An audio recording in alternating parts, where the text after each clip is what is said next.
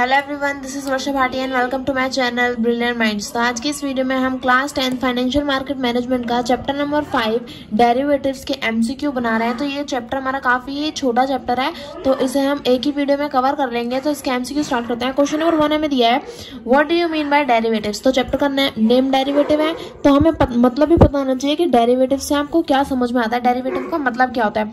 So contract between two party, contract between mother and father, this is not a contract both A and B. तो derivative क्या होता है, derivative दो parties के बीच में क्या होता है, कॉन्ट्रैक्ट होता है एक सिक्योरिटी को लेकर। तो ये जो हमारा ऑप्शन नंबर ए है, ये क्या है, एक हमारा करेक्ट ऑप्शन है। तो क्वेश्चन नंबर 1 का ए ऑप्शन करेक्ट हो गया। क्वेश्चन नंबर 2 हमें दिया है, which contract is a forward contract between two entities. तो कौन सा कॉन्ट्रैक्ट जो है वो एक फॉरवर्ड कॉन्ट्रैक्ट दो पार्टीज के बीच में होता है। Future contract, forward contract, both A and B, या फिर नन ऑफ द अबव। तो यहाँ हमें सीधा सीधा पूछा है कि कौन सा कॉन्ट्रैक्ट जो है वो फ्यूचर में हम करते हैं। फॉरवर्ड कॉन्ट्रैक्ट यानी कि हमने आगे बढ़ा दिया, तो नाम से ही पता चल रहा है फॉरवर्ड कॉन्ट्रैक्ट। तो जो हमारा फॉरवर्ड कॉन्ट्रैक्ट होता है वही हमारा फॉरवर्ड कॉन्ट्रैक्ट होता है। इन द सेंस मैं कहना चाहती हूँ कि जो हमारा फॉरवर्ड कॉन्ट्रैक्ट होता है वो किस टाइप के कॉन्ट्रैक्ट होते हैं, ये हमारे ऐसे कॉन्ट्रैक्ट होता है जिसे हम अभी ना करके फ्यूचर में करें, यानी कि अभी ना करके इसे हम क्या करें, एक्सटेंड कर दें, आगे बढ़ा दें अपने कॉन्ट्रैक्ट को। तो हमने आगे बढ़ा दिया मतलब हमने फॉरवर्ड कर दिया। तो फॉरवर्ड कॉन्ट्रैक्ट इसी के नाम पे इसका नाम हमने नामकरण कर दिया कि अगर हम आगे बढ़ा रहे हैं कॉन्ट्रैक्ट को तो इसका नाम हो जाएगा फॉरवर्ड कॉन्ट्रैक्ट। क्वेश्चन नंबर 3 में यहाँ पे दे रखा है, future contract is dash contract. जो हमारा फ्यूचर कॉन्ट्रैक्ट है वो हमारा कैसा कॉन्ट्रैक्ट होता है। Option A exchange, option B risk management, option C confirmation contract, D standardize और स्पेशल टाइप कॉन्ट्रैक्ट। तो जो फ्यूचर कॉन्ट्रैक्ट है वो हमारा एक स्टैंडर्डाइज और स्पेशल फॉर्म ऑफ क्या होता है, फॉरवर्ड कॉन्ट्रैक्ट होता है। यानी कि फॉरवर्ड कॉन्ट्रैक्ट का ही स्टैंडर्डाइज या फिर हम कह सकते हैं स्पेशल फॉर्म क्या होता है, फ्यूचर कॉन्ट्रैक्ट। तो फॉरवर्ड कॉन्ट्रैक्ट जो है, जब हम फॉरवर्ड कॉन्ट्रैक्ट को स्पेशल फॉर्म में चेंज कर देते हैं, जब हम फॉरवर्ड कॉन्ट्रैक्ट को स्टैंडर्डाइज फॉर्म में चेंज कर देते हैं तो वो हमारा फ्यूचर कॉन्ट्रैक्ट हो जाता है। तो क्वेश्चन नंबर 4 हमें दिया है, options are of how many types. यानी कि ऑप्शंस जो हैं वो हमारे कितने टाइप के होते हैं, 1, 2, 3 और 4। तो ऑप्शंस हमारे 2 टाइप के होते हैं। आई होप आपको नाम याद होंगे। क्वेश्चन नंबर 5 देख लेते हैं। क्वेश्चन नंबर 5 में इन दोनों ऑप्शंस के नाम ही हमें पता चलेंगे। तो name the type of option, यानी कि हमारे जो ऑप्शन 2 टाइप के जो ऑप्शन है उनके नाम क्या होते हैं, calls, puts, both A and B, none of the above. अगर ऑप्शन में हमारे 2 टाइप है तो कौन कौन से हैं वो, कॉल्स और पुट्स। तो जो हमारा ऑप्शन नंबर सी है वो क्या हो जाएगा, हमारा करेक्ट ऑप्शन हो जाएगा। क्वेश्चन नंबर 6 को भी हम देख लेते हैं। क्वेश्चन नंबर 6 हमें यहाँ पे दे रखा है, कॉल्स ऑप्शंस आर फॉर। यानी कि जो हमारे कॉल ऑप्शंस हैं वो हमारे किसके लिए होते हैं, buyer and seller, seller only, buyer, none of the above. तो अगर आपने बुक रीड करी है तो बुक में जब हम कॉल्स की डेफिनेशन पढ़ते हैं तो पहली ही लाइन में लिखा हुआ है कि कॉल्स ऑप्शन किसके लिए होता है, कॉल्स ऑप्शन जो है वो हमारे बायर के लिए होते हैं, और जो हमारे पुट्स ऑप्शन होता है, जो हमारा पुट ऑप्शन है वो हमारा सेलर के लिए होता है। तो बुक रीड करेंगे तो आपको सारे आंसर मिल जाएंगे। क्वेश्चन नंबर 7 हमें यहाँ पे क्या दे रखा है उसे भी देख लेते हैं। क्वेश्चन नंबर 7 हमें यहाँ पे दे रखा है, which option generally have longer dated.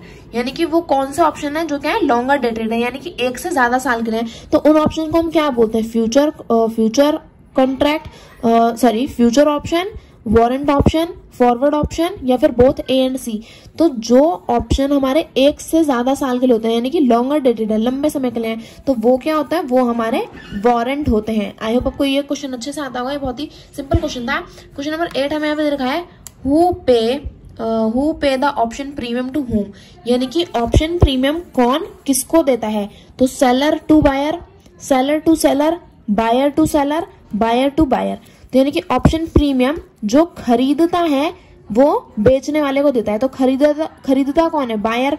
तो बायर क्या करेगा, ऑप्शन प्रीमियम देगा किसको, जिसने बेचा है। तो बायर टू सेलर क्या होता है, हमारा करेक्ट ऑप्शन है। जो खरीदेगा यानी कि बायर, वो पे करेगा ऑप्शन प्रीमियम बेचने वाले को। तो बायर ने सेलर को ऑप्शन प्रीमियम पे करता है। क्वेश्चन नंबर 9 दिया है हमें, what do you understand by commodity. Commodity से आपकी क्या समझ में आता है, एन एक्सपेंसिव प्रोडक्ट, एक बहुत ही महंगा प्रोडक्ट, आ रैंडम डॉक्यूमेंट, कोई एक ऐसा ही document, communication program. Commodity means हमारा कोई कम्युनिकेशन प्रोग्राम है क्या ये, और every kind of movable product. तो यानी कि कमोडिटी हमारा क्या है, एक महंगा प्रोडक्ट या फिर एक रैंडम डॉक्यूमेंट या फिर एक कम्युनिकेशन प्रोग्राम या फिर एक कोई ऐसी चीज जो क्या है मूवेबल है, इधर से उधर हम इसे उठा के लेके जा सकते हैं। तो यस, कमोडिटी हमारी वो चीजें होती है जिसे हम क्या कर सकते हैं, जो मूवेबल हो, जिसे हम इधर से उधर उठा के लेके जा सकते हो। तो क्वेश्चन नंबर 9 हमारा कंप्लीट हो गया। बाकी के क्वेश्चन हम देख लेते हैं। क्वेश्चन नंबर 10 हमें यहाँ पे दे रखा है, which act define goods as every kind of movable property.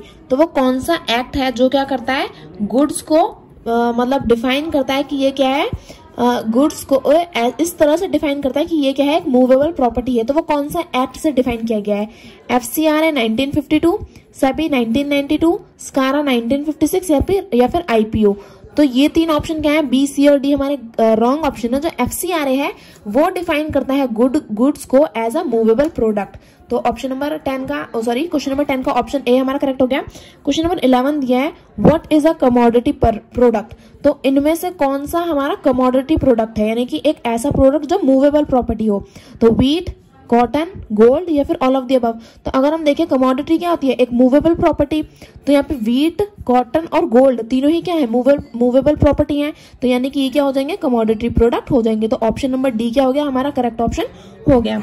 Question number 12 हमें दे रखा है, ये हमारा लास्ट क्वेश्चन है क्योंकि चैप्टर काफी छोटा था और जितने भी मुझे इंपॉर्टेंट क्वेश्चन दिखे वो मैंने बना लिए। तो इसमें टोटल में से 12 क्वेश्चन ही मैं बना पाई। तो आई होप आपको 12 क्वेश्चन इंपॉर्टेंट लगे होंगे और समझ में भी आए होंगे। सो हम अपना लास्ट क्वेश्चन कवर करते हैं। फाइनेंशियल डेरिवेटिव्स आर, जो हमारे फाइनेंशियल डेरिवेटिव्स होते हैं वो किस तरह से होते हैं, मतलब किस तरह के होते हैं। नॉट बल्कि, नो नीड स्पेशल, नॉट बल्कि, no need special facility for storage, both A and B, none of the above. तो जो हमारे फाइनेंशियल डेरिवेटिव्स होते हैं, यानी कि जो हमारी सिक्योरिटीज, जो यानी कि हमारे शेयर्स और इक्विटीज हो गए, ये सब जो है वो ये फाइनेंशियल डेरिवेटिव्स होते हैं। तो ये किस तरह के, इनका नेचर क्या होता है, नॉट बल्कि, यानी कि बल्कि नहीं होते और इन्हें क्या है, कोई एक स्पेशल स्टोरेज के लिए फैसिलिटी नहीं चाहिए, मतलब इन्हें हमें अलग से उठा के अपने घर में कहीं नहीं रखना पड़ेगा। तो इलेक्ट्रॉनिक फॉर्म में होते हैं। तो ये दोनों ही ऑप्शन ए और ऑप्शन बी क्या है, करेक्ट है। तो जो ऑप्शन नंबर सी है, बोथ ए एंड बी, ये हमारा करेक्ट ऑप्शन हो जाएगा। तो इसी के साथ हमारे सारे MCQ चैप्टर 5 से रिलेटेड कंप्लीट हो गए हैं। आई होप आपको चैप्टर अच्छे से समझ में आ गया होगा। और अगर आपने चैप्टर नहीं पढ़ा तो पहले चैप्टर को रीड करिए, चैप्टर को समझिए मेरी वीडियोस को देखिए, उसके बाद आप MCQ को सॉल्व करिए। तो आई होप आपको सारे MCQ अच्छे से समझ में आए होंगे। वीडियो अच्छी लगी तो प्लीज वीडियो को लाइक करें and subscribe my channel for more videos. Thank you for watching.